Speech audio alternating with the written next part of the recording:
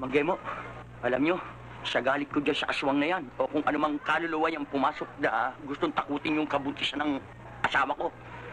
Gusto nyo wala rin lang akong trabaho masyado ngayon. Tutulong na lamang ko sa inyo sa panggagamot. Aba, Peter, yan na nga ang matagal kong hihintay. Yung meron akong maturuan sa panggagamot.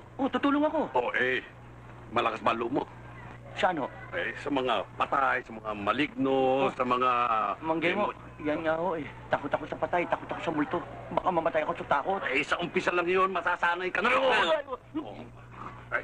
Sinasabi ko sa'yo. At saka ngayong gabi, meron nga pala akong lakad. Meron ako isang pasyente na sinasalinan ng masamang espiritu. Isasama kita.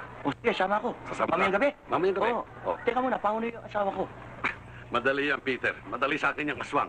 Ganito lang pagbibiling ko. Maglagay ka mo sa pasimano ng inyong bintana ng asin, suka, bawang, sibuyas, mantika. Adobo. Anong adobo? Ang ibig ko sabihin yung aswang adobo. Tama. Yun pala Tiyang.